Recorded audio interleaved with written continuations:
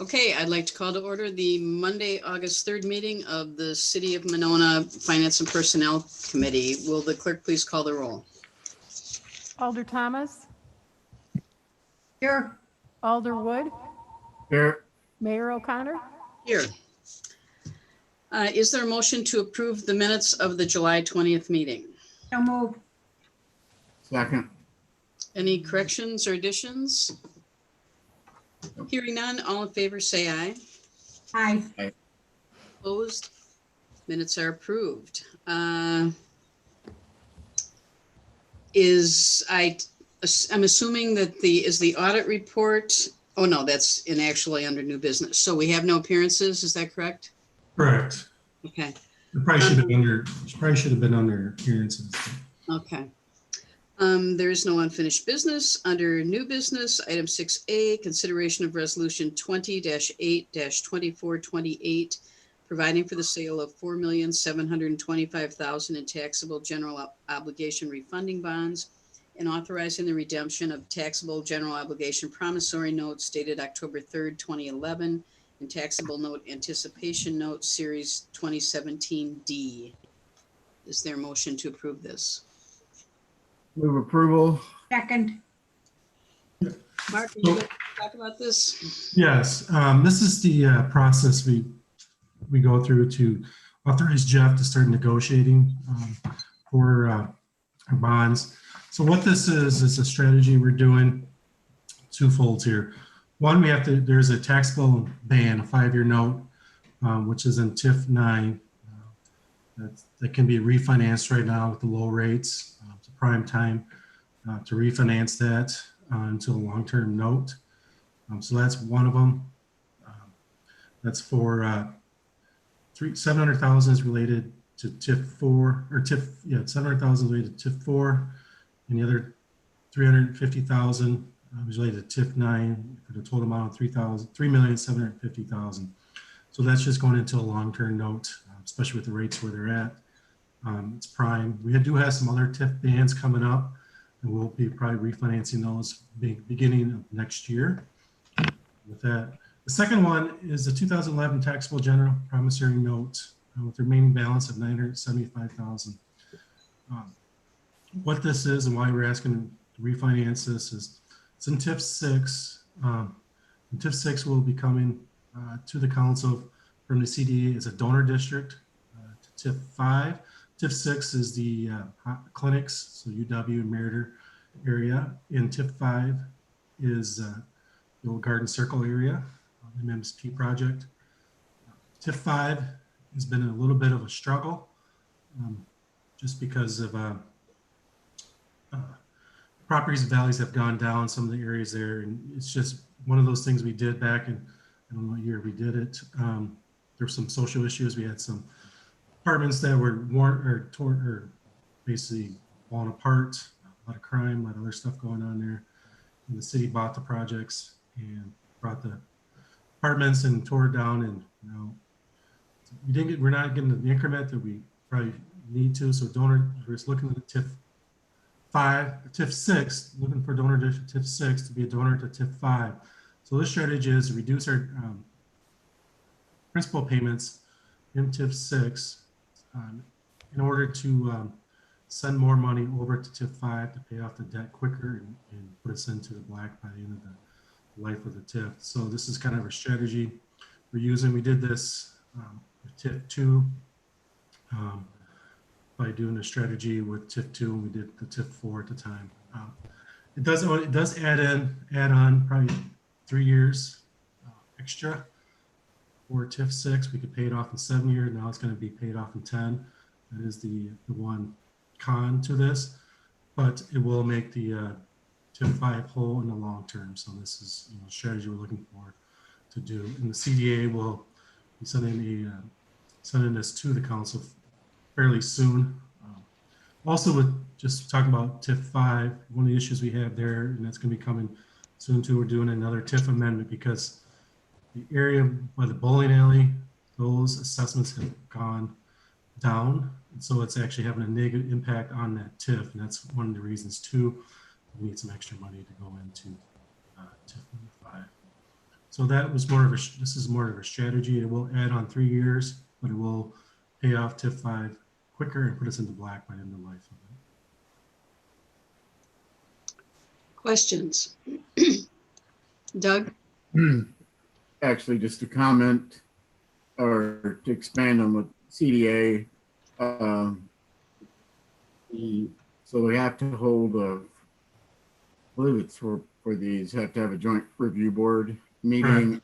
That couldn't be scheduled, so that'll be coming up August 11th, maybe?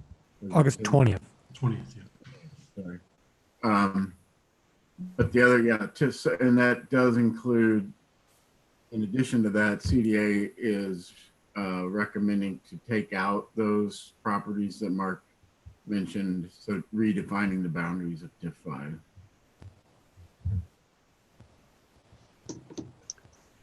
Anything else? This is basically permission to go ahead and start the refinancing process. Is that correct? Correct. To have Jeff start negotiating with the Okay. bondholders. Okay, well, if there aren't any other questions, all in favor, say aye. Aye. All right. Motion passes.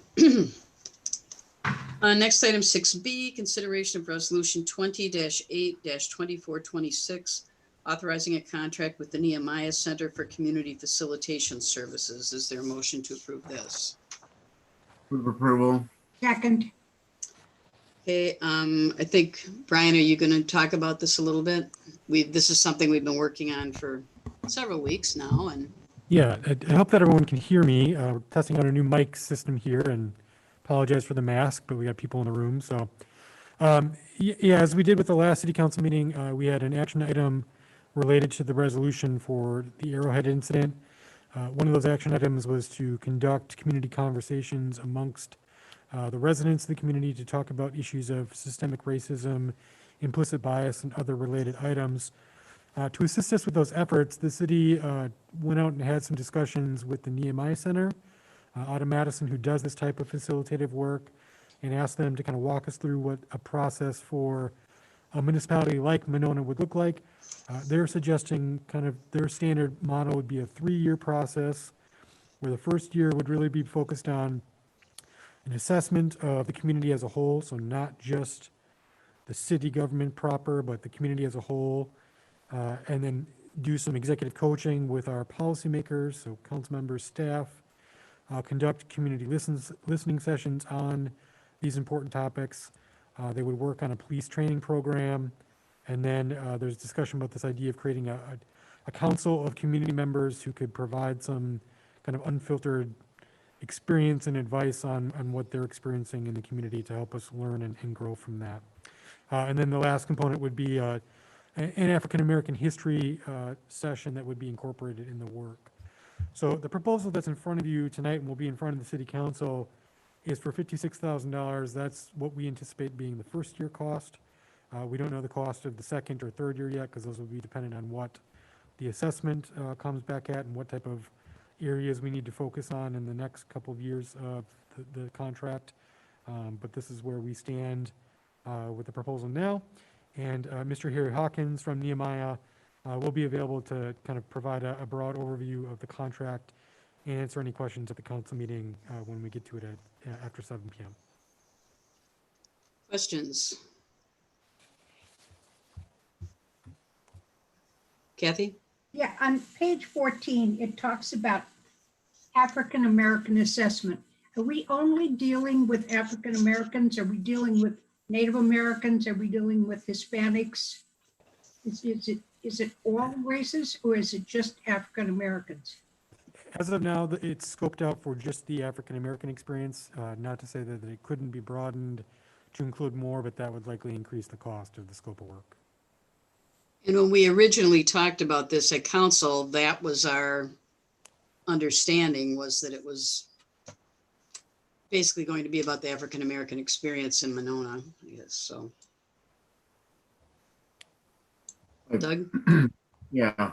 So those discussions have been ongoing about a Truth and Reconciliation Commission that would be set up as a committee, and that would examine, go beyond the African American community or experience to include Asian American, Native American, Latino, and so forth.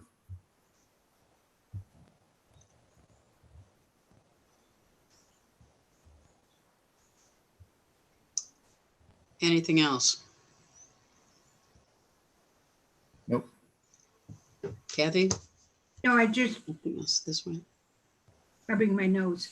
Okay. Well, if there aren't any other questions, then all in favor say aye. Aye. Aye. Motion passes. Next, item 6C, consideration of resolution 20-8-2429, amending the 2020 operating budget to fund community facilitation services. Is there a motion to approve this? So move. Second. And again, this Ryan? is just a corresponding resolution doing a budget amendment to pay for the service if the council were to accept the proposal from Nehemiah Center. And this would be coming from the fund balance, correct? Correct. Questions? Hearing none, would the clerk please call the roll? Alder Wood, Aye. Alder Thomas, Aye. Motion passes. Next item, 2019 audit report. Mark, were you Yes. going to do a little intro here? Yes, this is the audit report. I have Mr. Makut from Clifton, Larson and Allen, the partner on the job. I'll let him do the presentation. I sent an email out late today with the audit report. If you received that, with their audit report, I just sent probably around 3:30 or so. So Dave, if you want to. Can you hear me? Yes. Yes. Okay, sounds good. So you should have received the audit report. I'll kind of walk you through the audit report itself and the results of our testing, and certainly entertain any questions anyone may have. But starting on pages 1, 2, and 3 is the actual independent auditor's report on these financial statements. It indicates on page 1 that the financial statements are related to the government activities, each business type, each major fund, and the remaining fund. So that encompasses the financial statements of the city. The second paragraph talks about management's responsibility. So these come directly from your records. So when we do the audit, we are using the same records that you see on a monthly basis when you're looking at approving reports. These directly come from those records. The next 3 paragraphs really deal with our responsibility. Basically, our responsibility is to perform the audit, to be able to express an opinion on your financial statements. If you turn to page 2, top of page 2, under our opinions, we indicate that in our opinion, the financial statements referred to above present fairly. So what that means is we would make no modifications to the report you have in front of you. We believe it accurately reflects the financial position and results of operations for the city as of and for the year ended December 31st. So when we classify audit reports, this is what we call an unmodified. It is the best opinion you can receive on your financial statements, and it's a reflection of the very sound or very strong financial reporting network that the city maintains. The rest of page 2 and the top of page 3 really deals with additional information. So there's comparative information, there's other required supplemental information that is contained in this document that we perform additional procedures on as a result of the audit. Then if you look at the top of page 3, in addition to this report, we do follow what we call government auditing standards. Those standards require us to issue an internal control opinion and a compliance with laws and regulations opinion. We're pleased to indicate that the results of our testing did not disclose any weaknesses within the city's internal control structure. We did have some similar recommendations as the prior years, but those are really just meant to complement the strong internal control structure of the city. The second one really deals with compliance with laws and regulations. So you're dealing with property levy limits, debt limits, etc. We do perform tests of your compliance. We did not identify any non-compliance. So really from a report on government auditing standards, really the best you can receive. So, excuse me, we had no issues. Then if you start on page 4 through page 12 is what we call management's discussion and analysis. And it's what we call required supplemental information. It is prepared by management of the city. It is required to contain documentation to support the financial statements and the changes in your operations for the year then ended. So if you had 15 minutes and wanted to get a high level overview of what happened for the city, reading pages 4 through 12 would give you both a narrative and a quantitative discussion of some of the significant changes that happened in 2019. Then if we turn to page 13, 14, and 15 are what is known as your government-wide financial statements. These financial statements are designed to record all the financial activity of the city. So you can see when you're looking at total assets that you're managing, at the end of 2019, it's about 121 million. Now, if you jump up the 2 lines right above that, is capital assets. Capital assets are the roads, the water mains, the sewer mains, etc., that the city puts in to provide services to the residents of the city. So, you know, they're not liquid assets, but they're very important in the delivery of services to the city residents. When you look at that in comparison to last year, it was about 119 million. So when you look at some of the significant areas, you can see if you look at the capital assets, additional infrastructure, as you spend down some cash and reinvested in the community. The other thing you'll notice is the net pension asset is a 0 for 2019. If you go down to the line right above total liabilities, so it moved from an asset of about 1,100,000 to a liability of 1.3. So people wonder why the Wisconsin retirement might switch between an asset and a liability. If you remember, or if you know, this is related solely to the market and the changes in the Wisconsin retirement system. You know, that is not reflective of the city not paying all your obligations. You've paid all your obligations. The plan itself is well funded, but it did switch based on market returns in 2018. Total liabilities are about 96 million compared to about 90 million in the prior year. The increase is primarily within the long-term obligations related to some additional debt that you issued, and then also due to other governments related to the tax roll. So both those had some revisions in the current year. Net position is about 15.6 million in the current year compared to 18 million. And now you do see some deficits. That's primarily due to the district, or some of the tax increment districts and some of the projects that are funded with debt that you recover through increments over time. So it's not unusual to have a deficit there when you have so many redevelopment TIFs that the city does have at the current time. If you turn to pages 14 and 15, you can see the changes between the 2 years. So like I said, nothing unusual within each of these years. You know, you can see conservation and development based on some incentives that were paid out did increase, and that's where the drive of the negative is really based on some redevelopment projects and expenditures that were incurred in 2019. Then if we turn to page 16, now we start your fund financials. I just want to point out some of the significant areas. We do have some comments in our management communications, but if we look at your general fund is your general operating fund. It did go up by about 600,000.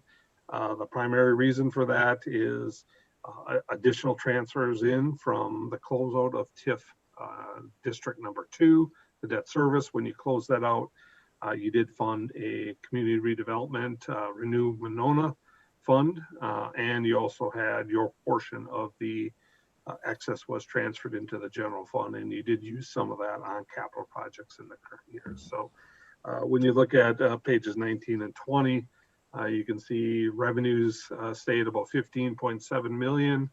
Overall, expenditures were about 29 million, primarily that related to additional capital outlay. We saw that when we saw the increase in your capital assets. And you can see you also had increased conservation and development expenses of about 6.2. We saw that once again when you saw your expenses on the statement of activity. So from a perspective, no real concerns from our perspective in the financial results of any of the governmental funds going forward. Now, if we do turn to page 24, you do have 4 what we call enterprise funds, proprietary funds, and you can see the net income and operating income, or in the case of mass transit, there's an operating loss that's funded by intergovernmental grants. So the city does a nice job of managing and reviewing the financial results of each of these utilities going forward. So, but they are different than your governmental funds in the sense that they're really reviewed on a long-term capital basis, and you depreciate your assets and you reinvest in assets of the utilities. The rest of the report goes through various different notes that are designed to complement. In the back, there's additional notes on budget to actual for each of the statements. No real concerns from our perspective. The financial, we believe the city continues to manage their financial results. Obviously, you have some TIF districts that you're carefully managing, as we just heard, talking about some of the sharing of increments to make sure that long-term the city does recover all the infrastructure and development incentives that you put into each of the districts. Any questions on the annual financial report?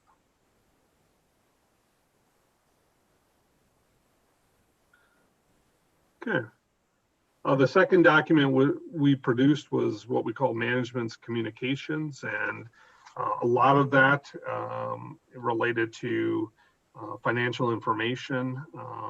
Each of the TIF districts, just to give you kind of a synopsis of a comparison, it looks at the increase in the general fund. There's an introductory that kind of walks through how the audit went, and I'll tell you that from our perspective, the audit went very well. We obviously with COVID, we were remote, and the city staff did a very nice job of getting us all the information to be able to allow us to both complete the audit remotely, but complete it within the time frame established. So we do appreciate all the work of the city in completing the audit. Like I said, there's a couple of comments related to some minor internal control areas, but as we've talked about in the past, these aren't significant. They're not material. They're just little areas to continue to enhance the control. So if you go through all the different financial analysis, and there's a lot of information in there, but we are not concerned with any area. Like I said, you did reallocate some of the surplus from TIF District 2 as you closed it out into the Renew Monona and to the general fund. So you're able to establish a community fund there for redevelopment. So with that, I will entertain any questions anyone has.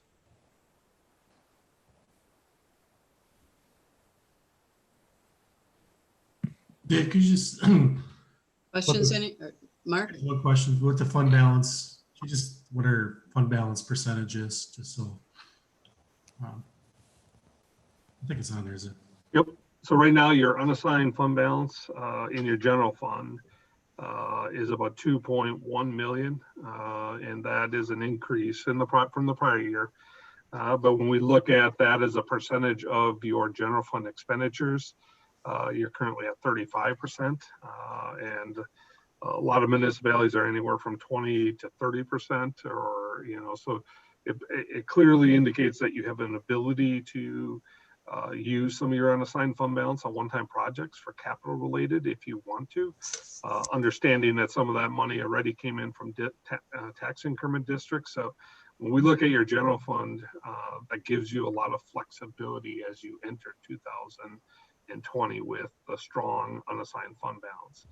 Your unassigned has always been strong, but the inclusion of some of that transfer money, net of some of the activities, certainly puts you in a nice position from a control and allows you to do one-time projects or really manage the city for various different contingencies that may come up. Thank you. Questions, anyone? No? Do we need to vote to accept this? I think we have in past year, yes. Okay.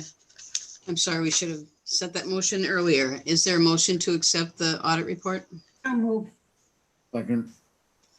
Any further questions? All in favor, say aye. Aye. All right. Motion passes. Thank you very much. Thank you. And thank you, Mark. for Yes, Mark. job well I know this is a big undertaking. Final item under new business, item 6E, acceptance of general funds accounts payable checks dated July 17th through the 30th, 2020. Documentation of invoices paid is available in the city clerk's office. We'll start at page 21. So accurate appraisal, I just want to hit this. This was our last payment for this year, 2020. We're at the very top. So I know the assessments or the equalized value preliminary numbers are out. It came out, I believe, Thursday or Friday. Our equalized value went up 5%. And our net new construction went up 1.79%. So, Could you repeat that, Mark? equalized value went up 5%. Net new Okay. construction went up 1.79%. 1.79%? Yes. Mark, out of the increase in the assessed value, is there a breakdown between the increase for residential and the versus commercial? There is. I don't have it with me, but I can email it out tomorrow. Okay, good. A lot of it's commercial went up a lot with the new construction. The residential did go up a lot with the sales and stuff. Is the net new construction number about what you were estimating? Yeah, I think 1.75 to 2% is what. Okay. The issue that Monona has is we're almost at 1.1 billion in equalized value. So to get new construction to even get 1 or 2%, it has to be a large number. Okay. Also on page 21 is advanced disposal. I don't know, with COVID-19, our rebate is a lot higher. It was down to like $1,200. Now we're up to $2,600. So I don't know. We'll take it. We'll take it, yeah. So we got that.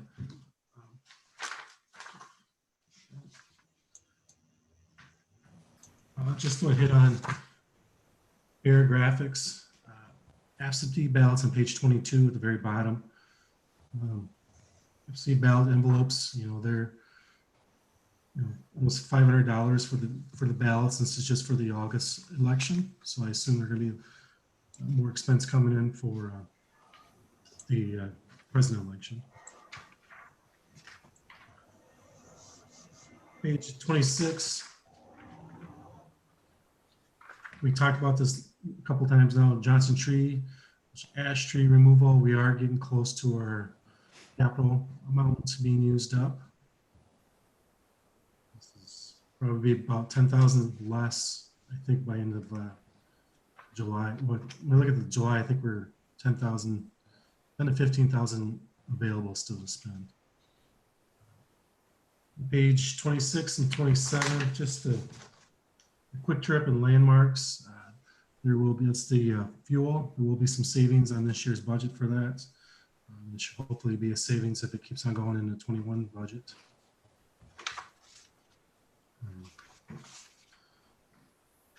Otherwise, page 34, Falcon Energy Systems. These is our solar. We get a quarterly bill for the use of the solar, so this is our second quarter bill. So the first one, the 1,600, that's City Hall. 2,200, that's the library. 3,300, that's the garage. That's where most of the units are being. And then the 1,600, the last one is for a well house, water well houses.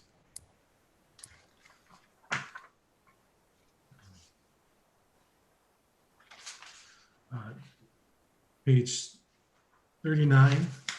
I had a question about page 37. Sure.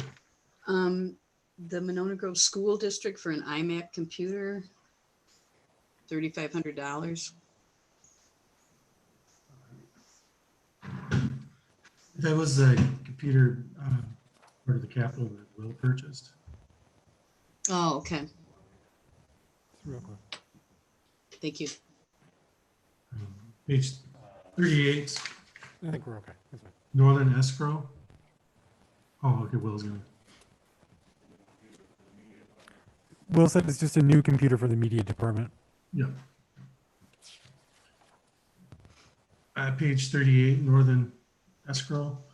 That is McKenna Road. There was an update today given on that. The sidewalks, I believe, are poured. So that project is moving along fairly well. I think the pavement's going to be poured this week. Or the bump, speed bump. Page 39, Strand, there's a library HVAC upgrade. As you know, it was just approved, but that'll be starting very soon. And that's all I have. Okay. Any questions? No, hearing none, is there a motion to accept the bills? Move to accept the bills. All in favor, say aye. Aye. Right. Bills are accepted. Is there a motion to adjourn? So move. Second. All in favor, say aye. Aye. Okay, we are adjourned. See you on the other side.